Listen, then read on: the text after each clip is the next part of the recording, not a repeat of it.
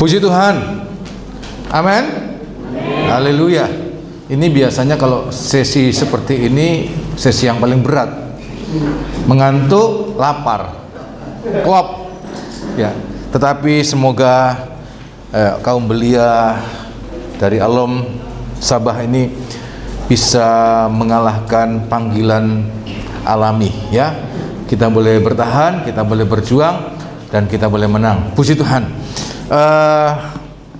Siang hari ini kita akan lanjut dari apa yang kita baca. Kita sedang berbicara tentang bagaimana bumi yang baru itu diciptakan, sebab Tuhan melihat bahwa bumi yang mula-mula ini benar-benar rusak. Bahwa bumi yang mula-mula ini benar-benar rusak.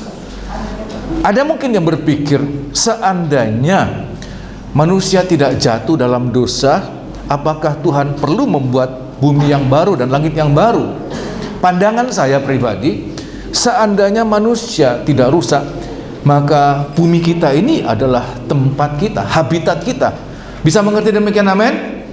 Tuhan tidak seperti orang yang bodoh atau kebanyakan uang, rumah yang masih bagus-bagus dibongkar.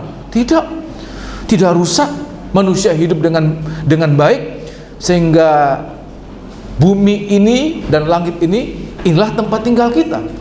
Mungkin dengan kepandaian manusia yang benar-benar mewarisi gambar dan teladan Allah, dia akan memiliki kecerdasan yang luar biasa. Kecerdasan yang luar biasa, tingkat kepandaian yang luar biasa. Dengan keadaan yang sebegini berdosa saja, manusia begitu sangat pandai, sangat pintar.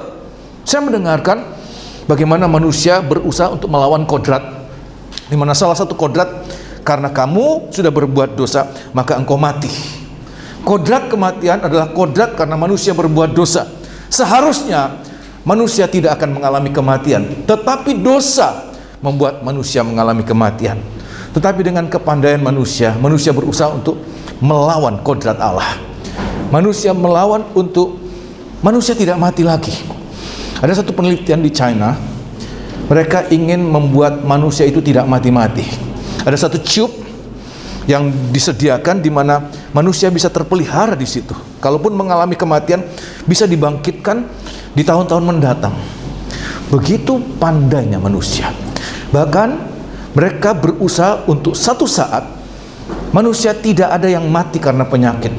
Kanker, apalagi cuma COVID, cancer itu, bahkan heart attack, itu tidak akan membuat manusia mati.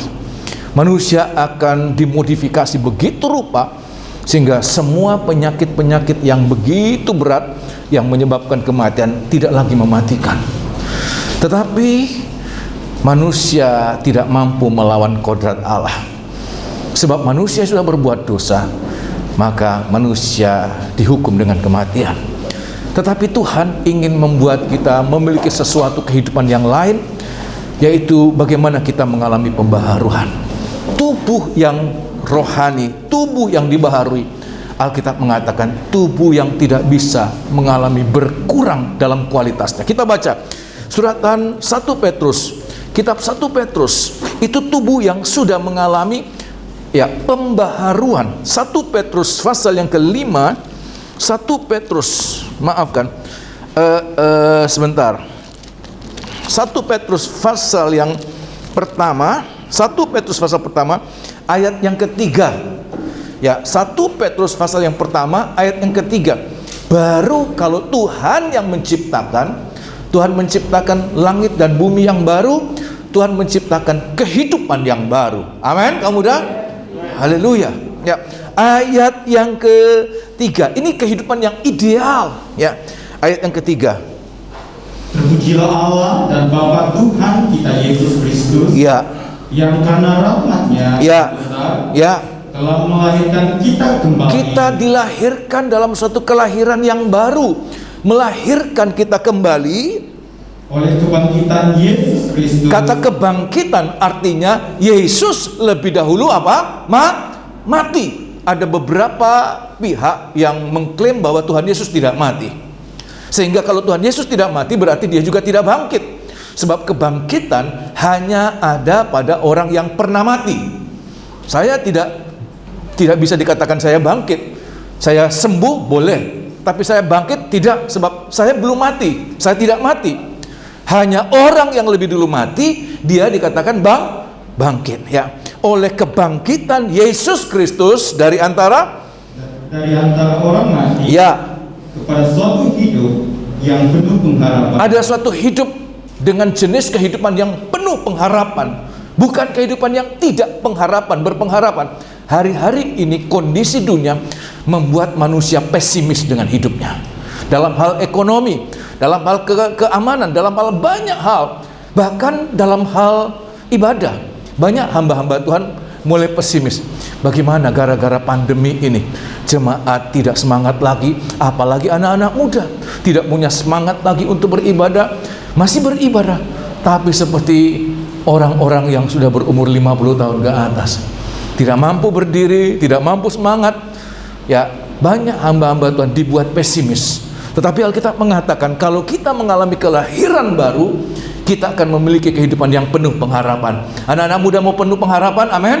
Apapun kondisi yang kita jalani hari-hari ini, kita tetap optimis, tidak pesimis. Ya, teruskan.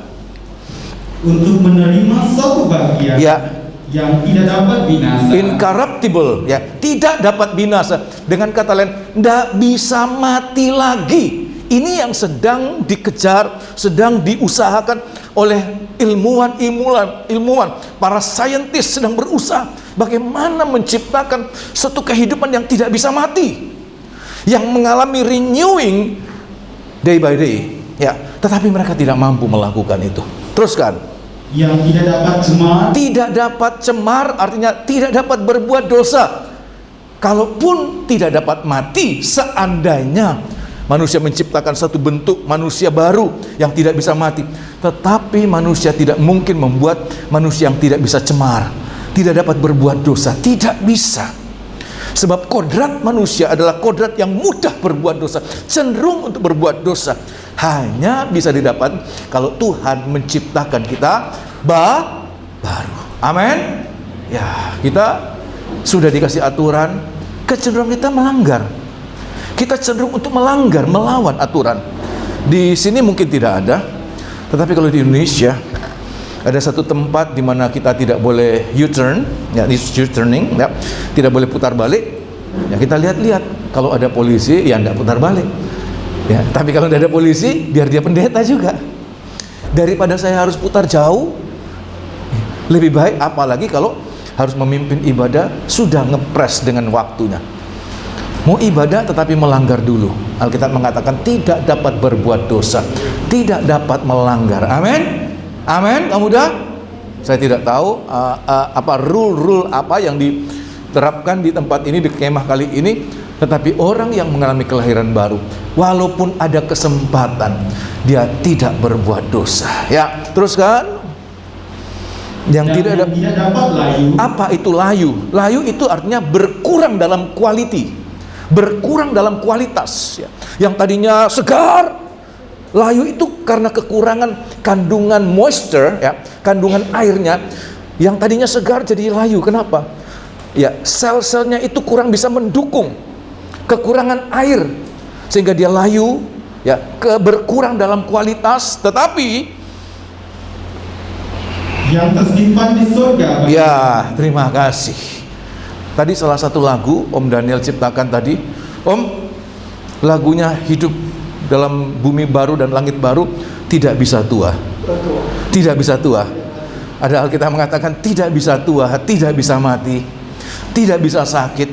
Itulah kehidupan di bumi yang baru dan langit yang baru.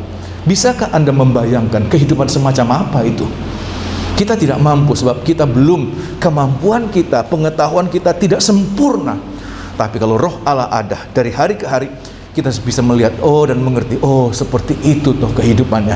Nah, bagi kita, mari kita merindukan, Tuhan, saya mau mengalami bumi yang baru, langit yang baru, di mana Alkitab mengatakan hanya orang-orang yang mengalami dibaharui yang boleh masuk di dalamnya. Yang tidak dibaharui tidak boleh masuk. Nah, siang hari ini saya akan sampaikan Tadi kita sudah melihat apa yang membuat manusia mati atau manusia menjadi rusak, melanggar atau independen dari Tuhan dalam hal apa? Nomor satu tadi kita katakan, dalam hal apa? Makanan jasmani maupun makanan rohani. Yang kedua, kita lihat dalam kitab Kejadian pasal yang ke-6. Ini yang akan saya sampaikan siang hari ini. Kitab Kejadian, inilah terjadi kemerosotan kualitas manusia. Kualiti manusia semakin turun, semakin tidak berharga lagi. Manusia mula-mula diciptakan sempurna. Tuhan katakan sungguh amat baik. Pada saat penciptaan hari terakhir, di mana manusia diciptakan pada hari terakhir, Tuhan melihat sungguh amat baik. Tetapi waktu manusia berbuat dosa, Tuhan katakan sungguh amat rusak. Nah, dalam kitab Kejadian pasal yang ke-6, kitab Kejadian pasal yang ke-6 ayat 1 sampai ayat yang ke-4 kita baca. Ya, cukup banyak ayat kita baca. Ayat 1 sampai ayat yang ke-4 bicara tentang apa? Bicara tentang makanan. Manusia tidak mau tergantung dari Tuhan. Kami mau makan makanan kami sendiri. Baik makanan bagi tubuh kami, makanan bagi jiwa roh kami. Nah, yang kedua apa? Pada ayat yang pertama, tolong baca. Kejadian pasal 1 ayat yang pertama. Kejadian pasal 1 ayat yang pertama, silakan. Kejadian pasal 6 ayat yang pertama. Kejadian pasal 6 ayat yang pertama. Ketika manusia itu mulai bertambah banyak, perhatikan, di muka bumi, dan bagi mereka lahir anak-anak perempuan, maka anak-anak Allah melihat bahwa anak-anak perempuan manusia itu cantik-cantik, terus kan? Lalu mereka mengambil istri dari antara perempuan-perempuan itu. Perhatikan, siapa saja yang disukai mereka. Sehingga pada ayat yang ketiga, firman Allah datang kepada manusia. Apa itu? Berfirmanlah Tuhan, Rohku tidak akan selama-lamanya tinggal di dalam manusia, karena manusia itu adalah daging. Tetapi umurnya akan 120 tahun saja. 4. Pada waktu itu orang-orang raksasa ada di bumi, dan juga pada waktu sesudahnya, ketika anak-anak Allah menghampiri anak-anak perempuan manusia, dan perempuan-perempuan itu melahirkan anak bagi mereka. Inilah orang-orang yang gagah perkasa di zaman purbakala, orang-orang yang kenamaan. Nah, Alkitab mengatakan ada sesuatu pandangan yang kontroversi di kalangan hamba-hamba Tuhan. Disebutkan bahwa anak-anak manusia kemudian kawin dengan anak-anak Allah, atau anak-anak Allah kawin dengan anak-anak manusia. Mereka berdebat dalam hal ini, siapa anak-anak Allah, siapa anak-anak manusia. Ya, ini mungkin agak berat, tapi saya mengatakan anak-anak Allah adalah orang-orang yang dari keturunan Z. Sebab Z itulah anak-anak Allah. Ada yang mengatakan, oh anak-anak Allah itu malaikat. Malaikat tidak kawin. Malaikat itu roh. Bagaimana roh itu bisa punya tubuh jasmani, benih jasmani? Tidak mungkin. Sehingga punya anak. Ada yang mengatakan, oh di tempat kami jin itu menikah dengan manusia. Kan kita tidak menganut paham adanya jin. Ya. Roh bagaimana menikah dengan orang yang berbeda dimensi. Roh menikah dengan orang yang punya tubuh jasmani. Bagaimana itu terjadi? Sehingga melahirkan orang yang besar, yang brewok. Ada di antara kita yang brewok mungkin, yang berbulu-bulu, ya, yang mukanya serem. Ya, tidak. Kita tidak menganut pandangan seperti itu.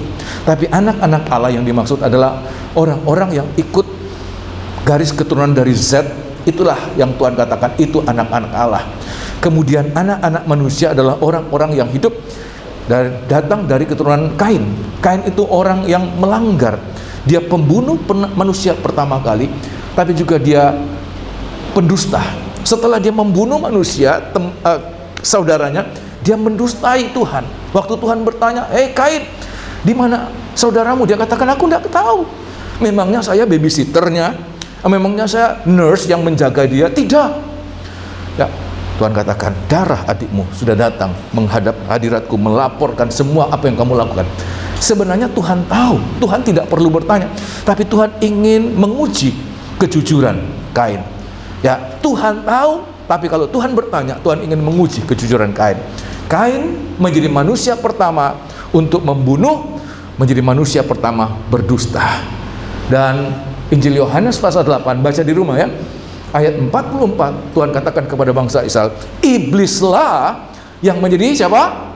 Bapakmu. Kenapa? Dia pendusta sejak semula, dia pembunuh manusia. Jadi karakter Kain itu dia mewarisi dari bapaknya. Siapa bapaknya? Secara jasmani bapaknya adalah Adam, tapi secara rohani bapaknya adalah iblis. Sebab apa? Karakternya sama persis, like father, like son. Seperti bapaknya pendusta, seperti bapaknya pembunuh, seperti itu. Sehingga Yohanes menuliskan dalam 1 Yohanes, dia katakan apa? Kain berasal dari si jahat. Siapa si jahat? Iblis itu. Dia mewarisi DNA. Apa bahasa sini? DNA. Ribonukleat acid ya. Jadi itu asam amino yang membentuk karakter manusia. Dan dalam asam amino itu ya, semua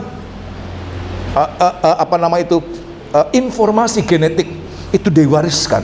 Kalau saya dengan keadaan tubuh saya ini, bahkan karakter saya diwariskan kepada anak saya. Karena apa? Ada DNA. Ada pertengkaran-pertengkaran yang memperebutkan anak ini, dites DNA. Ya, apakah kamu ada bagian dalam anak ini? Nah, saya ingin menyatakan Kain, dia mewarisi karakter dari bapaknya. Siapa itu? Iblis. Dan kita lihat apa yang terjadi. Manusia mula-mula, manusia Allah, anak-anak Allah, melihat anak-anak manusia, dan tolong baca pada ayat yang kedua sekali lagi. Dan saya ingin menguji bagaimana penangkapan Anda ya. Ini semakin sulit ya untuk kita konsentrasi, udaranya panas, perutnya lapar, tetapi semoga kita berdoa ada hal-hal yang Tuhan ingin berikan, sebab ini hal yang sangat penting buat anak-anak muda. Amin. Ya, tolong baca ayat yang kedua, perhatikan. Maka anak-anak Allah melihat ya, bahwa anak-anak perempuan manusia itu cantik. Lalu mereka mengambil istri dari antara perempuan-perempuan itu, siapa saja yang disukai mereka. Saya mau tanya buat para belia, kira-kira dalam hal menikah itu hal yang penting atau tidak penting? Siapa yang mengatakan penting? Tolong angkat tangan. Menikah hal yang penting? Kok sedikit sekali dianggap tidak penting. Menikah adalah hal yang penting, sehingga dalam hal menikah seorang anak seharusnya minta izin kepada siapa? Orang tua. Jangan sampai orang tua, padahal dia satu rumah dengan anaknya, tiba-tiba anaknya mengatakan, "Papa, Ibu, ini istri saya. Kapan kamu menikah? Kenapa saya tidak tahu?" Seperti itu gambaran sederhana bagaimana kerusakan manusia dalam hal makanan, tetapi juga dalam hal apa? Halo, dalam hal apa? Nikah. Manusia menikah sesuka-sukanya. Manusia mau rasa bisa memutuskan sendiri, tidak meminta pertimbangan dari bapaknya. Siapa bapaknya? Allah adalah bapaknya. Tapi dia mau menikah menurut keinginannya. Dia melihat cantik-cantik ya, dan kira-kira cantiknya itu inner beauty atau outer beauty? Outer beauty. Dia hanya melihat luarnya, hidungnya mancung, matanya besar, ada lipatan lagi ya, warna kulitnya putih, langsing, dan pokoknya sempurna secara jasmani. Dia tidak peduli apakah bapaknya merestui atau tidak. Dan Alkitab mengatakan gara-gara manusia menikah suka-sukanya sendiri, Allah sebagai bapaknya sangat disakiti. Saya pernah melihat ada orang-orang tua yang merasakan seperti demikian. Dia sangat kecewa dengan anak-anaknya. Kenapa? Anak-anaknya menikah tanpa minta restu, ya, minimal tanpa minta pertimbangan dari orang tuanya. Saya berdoa semua yang belum menikah di tempat ini, jangan sampai pelanggaran, kejatuhan yang dilakukan oleh anak-anak Allah itu dilakukan lagi.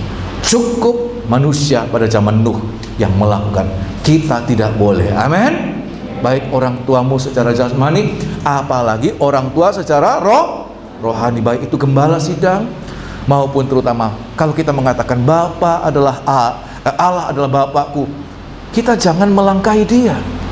Minta Tuhan, apakah ini cocok bagi saya? Kenapa saya harus mengatakan demikian? Sebab dalam hal nikah, ya, perhatikan ini penting. Dalam hal nikah ada satu peraturan yang Tuhan katakan. Tolong baca Kitab Kejadian pasal yang ke-3 atau pasal yang kedua. Kitab Kejadian ya, Kitab Kejadian pasal yang kedua, Kitab Kejadian pasal yang kedua ayat yang ke-18. Kitab Kejadian pasal yang kedua ayat yang ke-18 dalam hal nikah. Perhatikan ini penting. Ayat yang ke-18 dan ayat yang ke-20. Ya.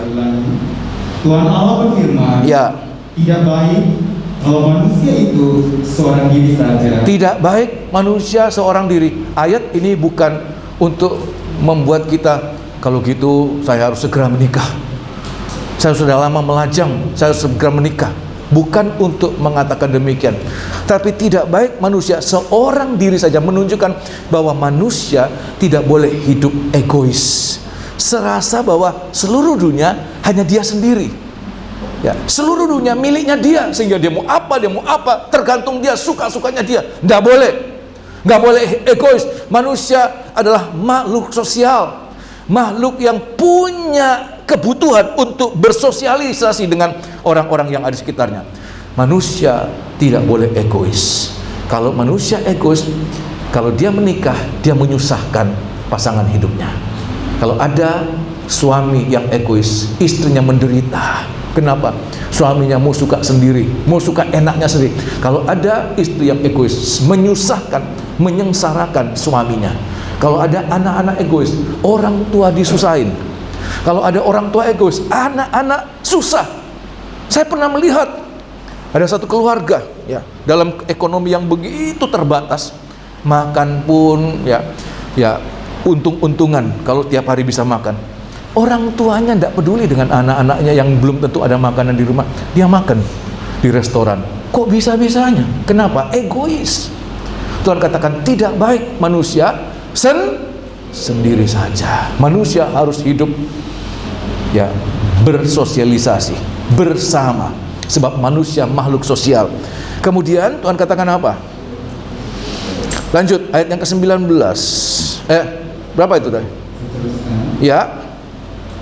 Aku akan menjadikan penolong bagi dia. Aku akan menjadikan penolong bagi dia. Ada partner yang benar-benar mengalami partnership yang bagus, good partnership. Teruskan. Yang sepadan dengan dia. Yang sepadan, bukan pasangan yang tidak seimbang, tapi pasangan yang sepadan. Itu ya rumus dari nikah yang berkenan kepada Tuhan. Yang sepadan dengan dia. Teruskan. Lalu Tuhan Allah membentuk dari tanah segala binatang hutan, ya, dan segala burung di udara. Terus dibawanyalah semuanya kepada manusia itu, ya, untuk melihat bagaimana ia menamainya. Ayat yang ke-20, teruskan. Manusia itu memberi nama kepada segala ternak, ya, kepada burung-burung di udara, terus, dan kepada segala binatang hutan, ya, tetapi baginya sendiri, ya, dia tidak menjumpai penolong yang sepadan dengan dia. Tidak menjumpai. Manusia mula-mula dengan pikiran Allah, perasaan Allah, pikiran pendapatnya itu sama dengan pikiran Allah. Ya, teruskan. Lalu Tuhan Allah membuat manusia itu tidur nyenyak. Ya. Ketika ia tidur, Tuhan Allah mengambil salah satu rusuk daripada. Terima kasih dan seterusnya. Apa yang ingin saya sampaikan? Bahwa waktu Adam, ya, Tuhan sudah punya rencana. Kasihan Adam sendiri. Mau ngajak ngomong siapa? Masa mau ngajak ngomong monyet? Kamu sudah lapar, nyet? Ya, ngajak ngomong gajah, ngajak ngomong apa? Dia tidak punya teman bicara, dia tidak punya teman untuk berbagi kasih, berteman berbagi perasaan. Dan Tuhan punya rencana, aku akan membuat pasangan penolong yang sepadan. Mereka benar-benar seimbang dalam kesetaraannya, bisa saling berbagi, saling menopang. Kalau satu mengalami apa, orang yang lain bisa merasakan, bisa menopang. Tetapi kemudian Allah membawa Adam untuk melihat binatang-binatang yang diciptakan. Ada gajah. Kalau gajah kira-kira apa yang bayangan kita? Binatang apa ini? Kuat, perasa, orang yang pendendam. Ini gajah. Dia kalau satu kali ditipu oleh seseorang, dia ingat betul. Mungkin dia tidak di Brumas ada gajah katanya, Om, ya. Ada gajah. Ini binatang pendendam, ya. Kalau dia tahu seseorang itu menyakiti dia akan ingat, mungkin dia akan balas di lain waktu. Kemudian dia melihat ada jerapah yang lehernya panjang. Dia lihat ada babi yang makannya banyak tapi malas, ya. Dia lihat ular, ya, yang licik, yang tidak pernah bisa lurus. Kapan ular lurus? Ular lurus pada saat dia mati, baru dia lurus. Di sini tidak makan ular, ya. Kami di Manado semua binatang dimakan. Semua binatang, kucing dimakan, ular dimakan, tikus dimakan, semua dimakan. Ya, sehingga kalau manusia Adam waktu itu yang dia lihat, ini adalah makananku ini. Dia tidak lihat ini adalah pasangan hidupku. Dan Adam juga melihat itu, bahwa semua manusia, semua binatang-binatang yang dia bawa dengan semua kelebihan. Tetapi Alkitab mengatakan dengan pikiran Allah, dia tidak melihat bahwa ada yang cocok dengan dia, ada yang sepadan dengan dia. Dia katakan, gajah, memang engkau kuat, tapi engkau bukan pasangan hidupku. Kerbau, ya, tedong bahasa Toraja, ya. Tedong lewat, dia katakan, no, kamu bukan pasanganku. Lewat. Kuda, bukan juga. Sapi, bukan juga. Semua lewat. Adam tidak menemukan. Kenapa? Dengan pikiran Allah, dia tahu manusia seperti apa yang cocok dengan dia. Kemudian waktu Tuhan menciptakan Hawa dari rusuknya, tidak perlu Tuhan mengajarkan Adam, ini loh istrimu, tidak perlu. Begitu dia bangun dari tidurnya, seperti orang yang habis dioperasi, sadar, biusnya hilang. Kemudian Adam mengatakan, inilah daging dari dagingku, inilah tulang dari tulangku. Dialah pasanganku, dialah yang diciptakan Allah. Apa yang ingin saya sampaikan, bahwa manusia, kalau kita benar-benar adalah anak Allah, kita harus mengerti pikiran Allah. Bahwa nomor satu, dalam hal menikah, Tuhan ingin anak-anak muda, saya tidak tahu, mungkin para gembala-gembala dalam 2-3 tahun ke depan, dari antara kita akan menikahkan ini. Para muda belia, 2-5 tahun ke depan, ini pasti akan ada yang menikah. Ingat, ya, rumus pertama, aturan pertama menikah, Tuhan katakan, mereka adalah pasangan yang sepadan. Amin. Pasangan yang seimbang. Sehingga Paulus mengatakan di dalam kitab 1 Korintus 13, ya, maafkan, 1 Korintus 6, suratan 1 Korintus 6 ayat yang ke-14, saya banyak menangis untuk hal ini, walaupun tidak terjadi dalam jemaat saya, tetapi saya melihat bagaimana siasat jahat sedang mempersekusi anak-anak muda, orang-orang percaya. Tolong baca 1 Korintus pasal yang ke-6, 1 Korintus pasal yang ke-6 ayat yang ke-14 dan ayat yang ke-15. 1 Korintus 6 ayat 14, semoga doa kami hamba-hamba Tuhan ini tidak terjadi di antara kalian yang ikut kemah ini. Engkau sudah mendengarkan firman Allah, ya, walaupun mungkin ada yang mengatakan, kamu kan sudah umur sekian, karena terdesak waktu, siapa saja yang penting menikah. No, lebih baik tidak menikah daripada nikah kita mendukacitakan siapa? Bapak kita. Jangan. Nikah itu hal yang penting. Tidak semudah membalik tangan dan mengatakan tidak apa-apa, kalau tidak cocok ya cerai saja. Ya, kalau mau cari yang cocok ya kita cari lagi, tidak cocok lagi kita cerai lagi. Ya, kemudian tidak cocok lagi kita cerai lagi, kita kawin lagi. Mau berapa lama? Apakah seperti itu nikah? Bukan seperti gula-gula, ya, permen. Bukan seperti apa itu, tisu, yang bisa dengan enaknya kita buang begitu saja. Nikah itu adalah sesuatu yang berharga. Amin. Betapa berharganya nikah. Sampai-sampai Tuhan menggambarkan hubungan Allah dan manusia itu dan jemaat bagaikan hubungan suami istri. Ya, tolong baca pada ayat yang kitab 1 Korintus pasal yang ke-6. Ya. Ayat yang ke-14, 1 Korintus. Sebentar. 2 Korintus ya, 6 ayat 14. Kitab 2 Korintus 6 ayat yang ke-14 ya. Silakan baca. Janganlah kamu merupakan pasangan yang tidak seimbang, tidak sepadan, tidak seimbang. Bagaimana mungkin anak Allah menikah dengan anak tidak seimbang? Pemikirannya berbeda, pandangannya berbeda. Begitu masuk dalam nikah, nangis. Kenapa? Mengalami saling menyakiti. Dan biasanya orang-orang percaya itu justru yang banyak disakiti. Saya tidak ingin melihat engkau mencucurkan air mata gara-gara engkau salah mengambil keputusan. Anak-anak manusia, anak-anak Allah pada zaman Nuh sudah salah mengambil keputusan. Mereka mau independen dari Tuhan dalam hal nikah. Mereka independen dalam hal makanan. Mereka juga independen dalam hal menikah. Mereka kawin suka-sukanya, tidak minta pertimbangan, tidak minta restu dari bapak mereka. Ya, teruskan.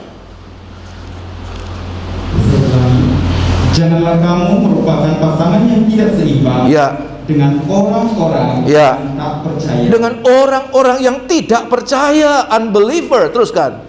Sebab persamaan apakah ya terdapat antara kebenaran dan kedurkaan? Enggak ada persamaan. Mau dipaksakan bagaimanapun juga tidak bisa cocok. Sebab sense mereka, frekuensi mereka berbeda. Berbeda. Ada mic wireless ya.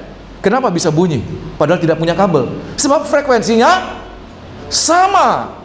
Makanya bisa bunyi. Kenapa remote control kita pencet di sini, kita tindis di sini, itu bisa hidup di sana? Karena frekuensinya sama, bisa bekerja.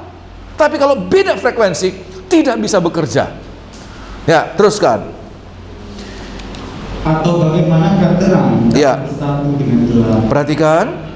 Persamaan apakah yang terdapat antara Kristus dan Belial? Ya. Apakah bahagia bersama orang-orang percaya dengan orang-orang tak percaya? 16, perhatikan. Apakah hubungan bait Allah? Apakah hubungan bait Allah dengan berhala? Ya. Karena kita adalah bait dari Allah yang hidup. Terus. Menurut firman Allah. Ya, ya. Aku akan diam bersama-sama dengan mereka. Ya. Dan hidup di tengah-tengah mereka. Dan aku akan menjadi Allah mereka. Ya. Dan mereka akan menjadi umatku. Terima kasih. Orang yang memaksakan diri masuk dalam nikah yang tidak direstui oleh bapa mereka, mereka tidak akan mendapatkan pemeliharaan dan perlindungan Tuhan. Tuhan tidak mau mengatakan kamu umatku, aku Allahmu. Tidak. Sehingga apapun yang terjadi di luar tanggung jawab Allah. Kalau kita berada di luar tanggung jawab Allah, hidup ini berat, hidup ini menyakitkan, hidup ini benar-benar mengarah kepada kebinasaan. Tetapi Tuhan ingin kita hidup dalam kebahagiaan. Amin kaum muda? Amin. Apa yang harus kita pegang? Bahwa kita harus selalu bertanya kepada Tuhan. Jangan hanya menggunakan mata. Lihat cantik sebab apa? Lihat ganteng, lihat kaya sebab apa? Kita pakai pepatah orang dunia. Cinta itu datang dari mana? Mata turun kemana? Mata dari hati terus naik kemana?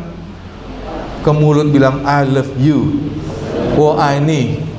Bahasa mulut saya tidak tahu. Bahasa Toraja saya tidak tahu. Ya, tidak. Tapi harus kita bertanya, Tuhan, apakah ini pasanganku atau tidak? Kalau Tuhan katakan no, tapi iyalah Tuhan, boleh ya Tuhan? No. Semakin Tuhan katakan no, semakin dia katakan Tuhan, tolong boleh ya Tuhan. Ambil puasa lagi, mau memaksakan Tuhan. Tuhan saya puasa supaya engkau bolehin. Tidak. Tuhan punya aturan. Tuhan katakan apa? Jangan menjadi pasangan yang tidak seimbang. Kenapa, saudara? Coba lihat, air yang putih, kopi, dan susu dicampur. Jadi apa warnanya? Jadi apa? Jadi abu-abu, jadi coklat muda. Tidak menjadi putih. Tidak menjadi putih. Apa-apa yang tidak benar dicampur dengan yang benar, jadi apa, saudara? Hasilnya baik atau tidak baik? Tidak. Nah, oleh sebab itu Tuhan katakan, tidak boleh. Tidak ada persamaan apapun juga. Dilihat dari apapun juga, nggak ada kecocokan, tidak ada persamaan. Tidak ada hubungan antara bait Allah dan rumah berhala. Oleh sebab itu, kaum muda saya mengatakan, begitu engkau tahu apa yang engkau inginkan itu adalah bukan umat Tuhan, bukan bait Allah, taruhkan dalam hati. No, bukan dia. Sebab kalau dia pasanganku, Tuhan pasti akan membuat dia sama dengan aku. Amin. Tidak ada persamaan apapun juga. Mau diusahakan, tapi Tuhan, kalau kita menikah nanti dia ikut saya. Siapa yang bilang? Siapa yang bilang? Begitu banyak anak-anak muda menjadi korban. Belum lagi anak-anaknya, keturunannya. Mengerikan sekali. Nah, oleh sebab itu siang hari ini, mari kita mohon Tuhan, ini perjuanganku hari-hari ini. Saya ingin Tuhan, bahwa hidupku merupakan wadah di mana Engkau mencurahkan berkat. Di mana Tuhan katakan, di mana ada 2-3 orang berkumpul. 2 itu siapa? Bisa suami istri, 3 orang itu bisa siapa? Bisa anak-anaknya. Kalau itu sepadan dalam restu Tuhan, aku akan tinggal di tengah mereka. Kalau Tuhan tinggal di mereka, apapun keadaan dunia, mereka akan mengalami pemeliharaan dan perlindungan Tuhan. Mau mengalami nikah yang demikian, amin? Ya. Saya tidak berani menjanjikan bahwa nikahmu akan berkelimpahan dengan harta benda. Tapi yang pasti, kalau engkau merupakan umat Tuhan dan Tuhan adalah Allahmu, Allah kita, Allah yang bertanggung jawab. Dia Bapa yang bertanggung jawab. Tuhan katakan, kalau saja kamu Bapak yang jahat tahu memberikan pemberian yang baik kepada anak-anakmu, apalagi aku Bapa yang baik. Aku tahu engkau membutuhkan banyak hal. Aku tahu, dan aku sudah menyiapkan. Sebab apa? Engkau selalu belajar untuk apa? Hidup menurut kehendakku. Amin. Ini kita lihat kembali dalam kitab Kejadian pasal yang ke-6. Apa yang terjadi? Karena manusia memaksakan diri. Ya, mereka tidak tanya Tuhan, Bapak mereka tidak minta pertimbangan. Ya, ini sama, saudara. Mau pemuda, mau pemudi, orang laki-laki, orang perempuan sama. Jangan katakan, saya kan laki-laki, saya yang mengatur. Siapa bilang? Kalau kita tidak mengikuti apa yang Tuhan katakan, sampai saat kita akan mengatakan, saya ini menderita. Saya ini menderita, tidak menentukan apa-apa. Sebab apa? Engkau belajar untuk melanggar firman Allah. Nah, pada ayat yang ketiga, perhatikan ayat yang ketiga. Kitab Kejadian pasal 6 ayat yang ketiga. Nah, berfirmanlah Tuhan, iya, rohku tidak akan selama-lamanya. Rohku tidak akan selama-lamanya tinggal di dalam manusia. Tinggal di dalam manusia. Kenapa? Karena manusia itu adalah daging, semata-mata daging, tetapi umurnya ya 120 tahun saja. Terima kasih. Manusia yang mau independen dari Tuhan dalam hal menikah, maka Tuhan katakan manusia itu tidak akan kekal. Manusia yang tidak minta restu Tuhan, manusia itu tidak akan kekal hidupnya. Justru manusia akan dibayangi dengan kematian, akan ada penderitaan. Kalau kalian tanya, Om, di mana ayatnya? Kalau kita menikah harus restu orang tua, restu Tuhan. Saudara, anak Yakub, maafkan, anak Ishak ada 2. Yang satu namanya siapa? Esau. Dia menikah suka-sukanya. Bahkan dia sengaja menikah untuk menyakiti orang tuanya. Dan saya harus mengatakan, hasil dari nikah itu adalah nikah yang tidak berguna, nikah yang tidak baik. Dia mengalami kepedihan, air mata. Sedangkan Yakub, dia sangat pegang perintah orang tuanya, tidak boleh menikah dengan orang-orang yang tidak berkenan. Dia ikut dengar-dengaran kepada bapaknya dan ibunya, kamu harus ke tanah leluhurku, Dari sana engkau ambil istrimu di sana. Dan betul, dari perjuangannya, bukan tanpa persoalan. Yakub untuk memperjuangkan nikahnya, dia harus bergumul 20 tahun. 7 tahun untuk 2 istrinya, 6 tahun untuk harta bendanya. Dan dalam 20 tahun dia mengalami tekanan-tekanan. Tetapi kita lihat berkat Tuhan kepada Abraham itu turun atas kepada Ishak, turun juga kepada siapa namanya itu, Yakub. Tuhan memberkati dia. Mau mengalami diberkati, amin? Diberkati, puji Tuhan. Nah, kita lihat saudara, Alkitab mengatakan, Tuhan katakan, aku tidak akan lagi bersama-sama dengan mereka. Rohku akan kuambil. Apa artinya roh Allah diambil? Kalau roh Allah diambil, berarti nomor 1, tidak ada sukacita. Sebab roh sukacita itu roh Allah.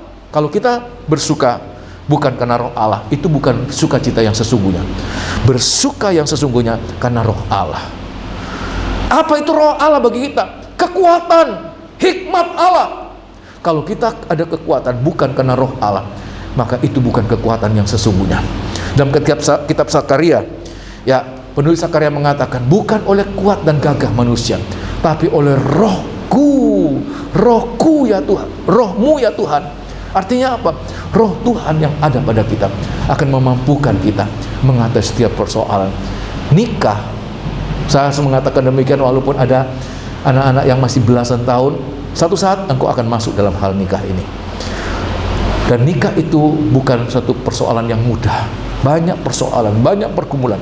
Tapi kalau ada roh Allah, Tuhan akan memberikan kita kekuatan, amin, kekuatan mengatasi. Nah, apa yang ingin saya sampaikan, saudara? Apa sih pentingnya kita harus tanya Tuhan? Apa sih pentingnya kita harus tanya Tuhan? Pentingnya kita harus tanya Tuhan. Di mana Tuhan katakan nikah itu rumusnya apa tadi? Pasangan yang sepadan, seimbang. Jangan pasangan yang tidak seimbang.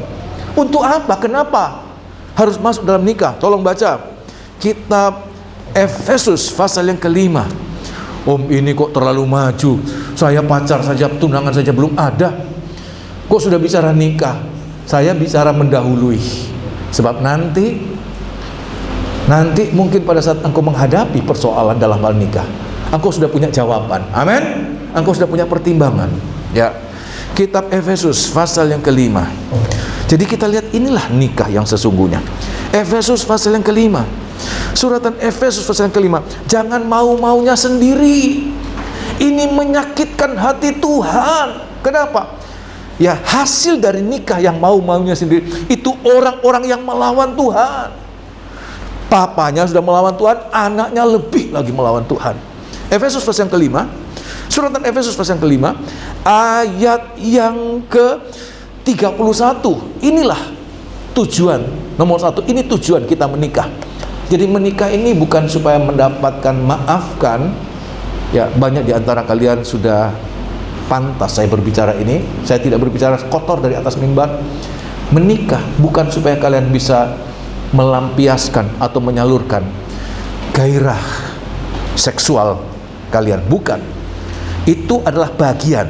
Seks itu kudus, sangat kudus. Tuhan berikan kepada manusia. Untuk apa? Itu jalan untuk manusia mengalami apa? Bertambah-tambah. Kita kan bukan seperti amuba, berkembang biak karena memecah diri. Ya, 1 sel jadi 2 sel. Tidak. Lewat hubungan suami istri. Nah, Tuhan katakan apa? Tolong baca. Pasal yang ke-5, ayat yang ke-31. Itu anugerah dari Tuhan. Tetapi kalau itu menjadi tujuan, itu yang Tuhan katakan salah. Ayat yang ke-31. Sebab itu laki-laki akan meninggalkan ayahnya dan ibunya. Terus dan bersatu dengan istrinya, menjadi satu dengan istrinya. Teruskan. Sehingga keduanya itu menjadi satu daging. Terima kasih. Jadi kita lihat, saudara, bahwa menikah itu tujuan dari orang tua kita, Allah Bapa di surga, membuat kita bisa masuk dalam nikah, bukan untuk kita berubah status yang tadinya lajang, ya, kemudian menjadi orang yang menikah, married, dari unmarried menjadi married, bukan. Dan untuk daerah-daerah yang terkebelakang, saya mengatakan terkebelakang, Kalau ada orang-orang yang sudah umur 20 dan belum nikah, itu jadi aib. Sehingga anak-anaknya dipaksakan, ayo menikah, ayo menikah. Masa kamu seumur sekian tidak menikah? Ya, tidak. Bukan untuk itu. Tujuan dari menikah, Alkitab mengatakan supaya mereka bersatu. Artinya apa? Menjadi menjadi apa? Satu. Coba bayangkan, kita ini bagaikan, ya kadang-kadang Tuhan ibaratkan seperti sepasang lembu yang membaca. Masih pakai lembu di sini atau hand tractor? Pernah lihat? Ini walaupun di Keningau juga enggak melihat orang cara membajak tanah ya. Zaman dulu orang membajak itu pakai lembu. 2 lembu jadikan 1. Kenapa bisa membajak sawah, bisa membajak ladang? Sebab duanya punya arah yang sama, punya pemikiran yang sama. Coba bayangkan, 1 lembu karena bukan pasangan yang sepadan, mau lari ke sana, 1 lembu lari ke sana. Apa yang terjadi, Saudara? Berat, nggak bisa maju, nggak bisa menghasilkan apa-apa. Sehingga Tuhan katakan tujuan dari nikah adalah kesatuan. Ini kesatuan. Nikah yang tidak satu itu nikah yang paling menderita. Coba bayangkan, ya istrinya suka dingin, suaminya nggak suka dingin. Saya pernah mendapati, bahkan sampai hal-hal yang kecil, bentrok, berkelahi terus. Dalam hal kenapa? Tidak sepadan, tidak seimbang. Pemikiran mereka bertolak belakang, yang satu ke kanan, yang satu ke kiri. Tidak satu, itulah penderitaan. Tuhan tidak izinkan kita masuk dalam nikah harus menderita. Tapi Tuhan inginkan kita mengalami bahagia surga. Amin. Kenapa? Tujuan kita adalah untuk menjadi satu. Laki-laki dan perempuan, 2 makhluk yang berbeda. Laki-laki menggunakan logikanya, perempuan menggunakan perasaannya. Dan dalam banyak hal ini tidak bisa cocok. Tetapi kalau Tuhan menyatukan mereka dalam segala perbedaan mereka, mereka akan satu. Amin. Ya, ini satu. Dan Tuhan katakan apa? Rahasia ini besar. Kata rahasia itu berarti apa? Tidak mudah dimengerti, tidak mudah dipahami. Hanya kalau kita punya hikmat yang lebih dari manusia rata-rata. Dari mana hikmat kita lebih?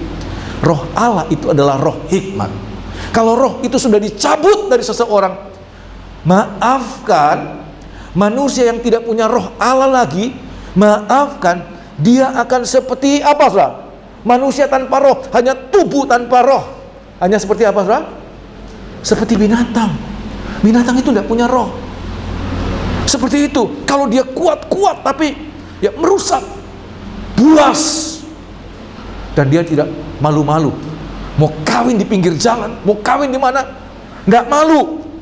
Dia tidak punya etika, dia tidak punya moralitas. Kenapa? Roh yang ada pada dia sudah dicabut.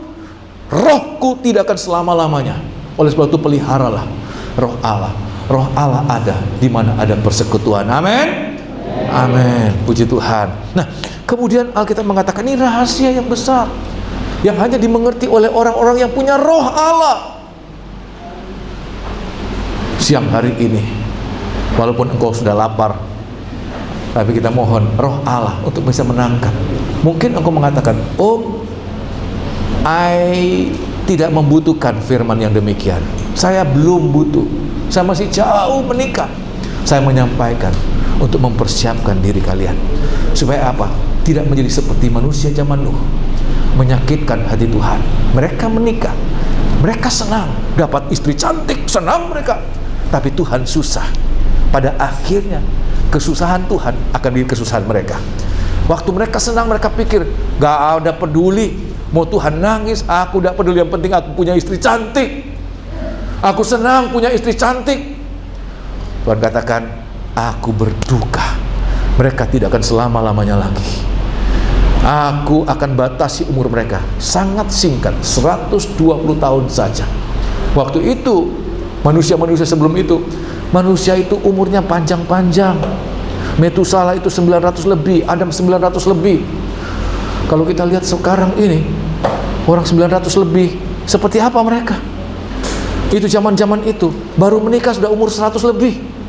Lah kita umur 100 lebih jadi apa sudah gini-gini. Kenapa? Manusia masih peduli dengan bapak mereka. Dalam segala hal mereka belajar untuk depend to God sebagai mereka punya bapak itu. Tetapi semakin hari manusia semakin tidak benar. Mereka mau-maunya sendiri. Di situ semakin rusak. Sehingga itu membuat Tuhan itu bulat mengatakan, I will destroy. Aku akan merusak, akan menghancurkan semua bumi. Sebab manusia telah sangat amat rusak. Oleh sebab itu, mari kita dengarkan sungguh-sungguh. Tuhan ingin kita masuk dalam nikah yang benar-benar diberkati. Siapa nikah yang diberkati? Abraham nikahnya diberkati. Ishak nikahnya diberkati. Yakub nikahnya diberkati. Orang-orang ini adalah nikah-nikah yang diberkati. Kenapa? Mereka mau seperti Allah berpikir, seperti itu mereka melakukannya dalam hal nikah. Tidak seperti yang lain, tidak seperti Esau. Dan waktu saya melihat, perhatikan ini penting, waktu saya melihat bagaimana Esau menggunakan kebebasan untuk mencari pasangan hidup, bagaimana bapaknya seorang beriman, sudah tahu pada akhirnya Esau menjadi orang yang terbuang. Anak-anaknya justru menjadi musuh dari anak-anak Allah. Orang Israel itu musuhnya, kalau kita lihat siapa mereka? Darah daging sendiri, keluarga dekat, sepupu mereka. Tetapi mereka dilahirkan dari orang-orang yang tidak peduli, tidak bergantung kepada bapak mereka, tidak bergantung kepada Allah. Justru mereka akan menjadi musuh-musuh secara rohani. Oleh sebab itu, hari ini mari kita sama-sama mohon Tuhan, saya tidak tahu seperti apa suami yang Engkau sediakan bagi aku, seperti apa istri yang Engkau sediakan bagi aku. Tapi aku percaya kalau aku mau bergantung kepada Engkau, tidak memaksakan kehendak sendiri. Waktu Tuhan mengatakan no, kita katakan tapi boleh ya Tuhan, satu kali ini. Dalam banyak hal aku sudah iya sebenarnya, tapi dalam hal ini tidak Tuhan, izinkan aku. No, aku akan mengalami kecelakaan. Tapi kalau kita taat pada firman Tuhan, Tuhan akan memberkati nikah kita, Tuhan membahagiakan nikah kita, Tuhan akan memberkati keturunan kita. Keturunanmu akan di keturunan yang memberkati bangsa-bangsa. Tuhan katakan apa? Kenapa Tuhan izinkan? Tuhan ingin ada benih ilahi. Ada ayat mengatakan kalau kita tidak diberikan benih ilahi, maka kita sudah seperti Sodom dan Gomora, habis kita. Tapi adanya benih ilahi dari orang-orang yang mau menikah, bergantung kepada Allah Bapa mereka, maka orang-orang itu akan di orang-orang yang memberkati. Adanya mereka, dunia diberkati. Adanya mereka, lingkungan diberkati. Adanya mereka, tempat-tempat di mana mereka berada juga diberkati Tuhan. Amin. Puji Tuhan. Inilah firman Tuhan bagi kita dalam sesi yang kedua ini. Semoga kita boleh mengalami ada berkat Tuhan. Tuhan akan berikan kepada kita. Kita akan nyanyikan satu lagu. Kau Allah yang setia, kasih-Mu besar Tuhan.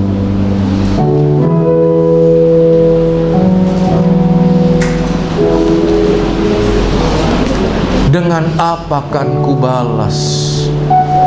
Biarlah hidupmu bagaikan persembahan kepada Tuhan. Nikahmu juga menjadi persembahan kepada Tuhan, di mana Tuhan berkenan akan persembahanmu. Tuhan bersuka akan persembahanmu. Haleluya.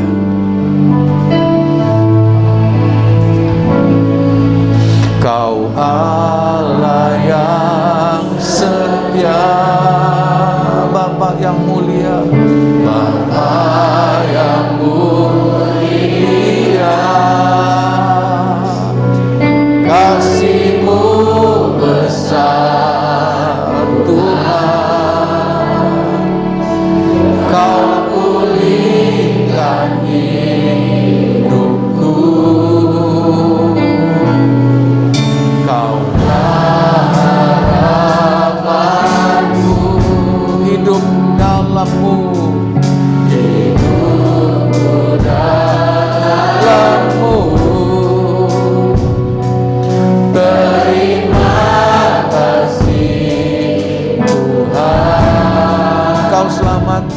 hidupku. Hidupku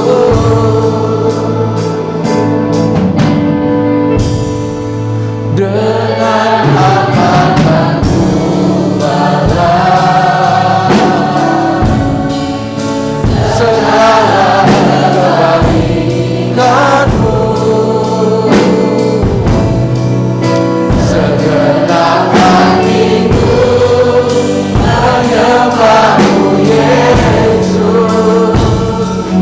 ku bersyukur padamu dengan akan ku balas segala kebaikanmu. Segenap hatiku, segenap hatiku menyembahmu Yesus, ku bersyukur padamu selamanya.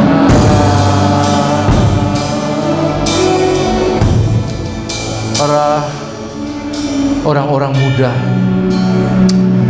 siang hari ini saya banyak berbicara tentang nikah. Coba engkau berpikir seperti engkau adalah orang tua.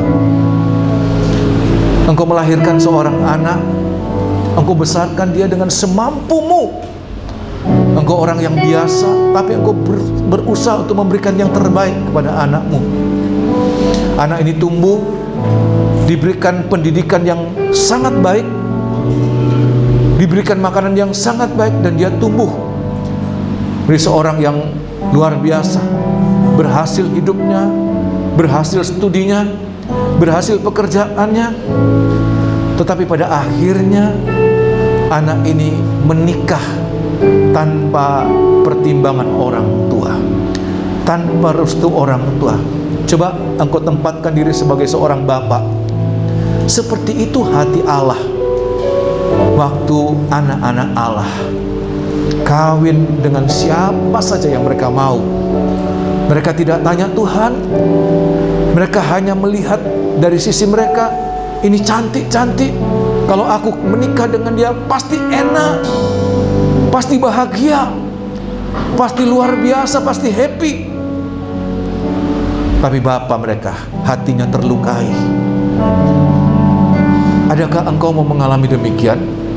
Adakah engkau mau melakukan demikian? Kepada orang tuamu saja, apa pantas seorang anak melakukan hal demikian? Apalagi kepada Allah yang sudah memberikan kita penebusan, sudah berusaha untuk sebaik mungkin dia berikan kepada kita. Semua anugerah dia berikan. Oleh sebab itu, biar siang hari ini kita mau ikrar kepada Tuhan. Tuhan, cukup orang-orang zaman Nuh yang melukai hatimu dengan sangat. Hatimu sangat dikecewakan dengan perbuatan, dengan ulah anak-anakmu. Saya tidak mau menambah-nambah luka hatimu, Tuhan. Saya tidak mau menambah-nambah kekecewaanmu, Tuhan. Saya tidak mau menambah-nambah penderitaanmu, Tuhan. Jadikan aku anak-anak yang membanggakan Engkau, Bapa. Jadikan aku anak-anak yang membahagiakan orang tua. Jadikan aku anak-anak yang membuat orang-orang tua mengatakan, anakku adalah anak-anak yang luar biasa. Kenapa? Mereka taat, mereka dengar-dengaran, terutama dalam hal nikah. Orang tua akan bersaksi, nikah anakku luar biasa. Mereka akan sangat diberkati. Maukah kalian mau mengalami demikian? Persembahkan hidupmu, korbankan egoismu, egomu, belajar untuk tunduk. Allah akan memberkati engkau. Kau Bapa yang setia, Bapa yang mulia, Bapa yang mulia, kasih-Mu besar Tuhan. Kau pulihkan hidupku,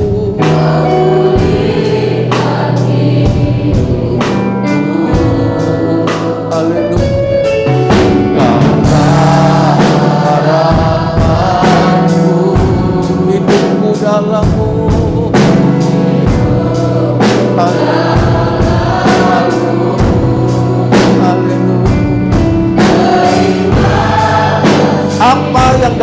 membalas kebaikan orang tua, kecuali menyenangkan hati mereka.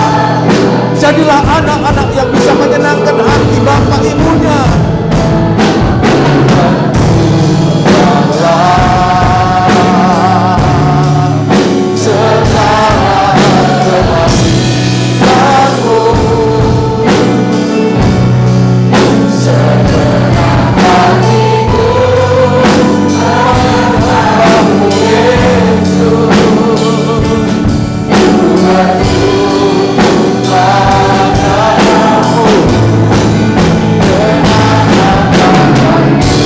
Angkat dua tanganmu.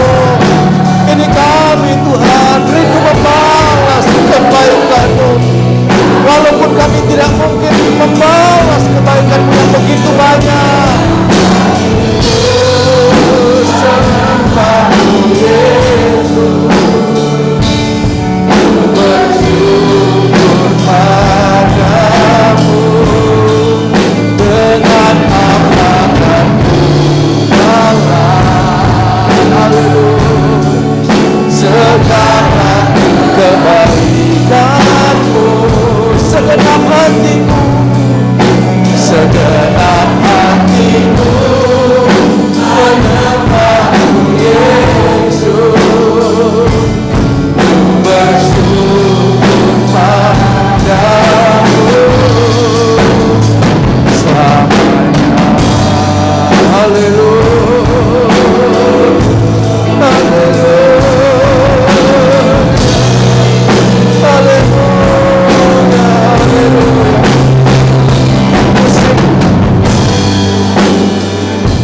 Haleluya, haleluya, haleluya. Dengarkan kerinduan anak-anak belia ini Tuhan. Dengarkan kerinduan hati mereka. Dengarkan ikrar mereka, janji mereka, kerinduan hati mereka. Rindu menyenangkan Engkau, membalas kebaikan-kebaikan-Mu. Sebab terlalu banyak perbuatan mereka sudah menyakitkan hati-Mu. Mereka disadarkan Tuhan untuk menggunakan semua kesempatan menyenangkan-Mu Tuhan. Kami tidak tahu bagaimana kami membalas kebaikan-kebaikan-Mu Tuhan. Terima kasih Tuhan.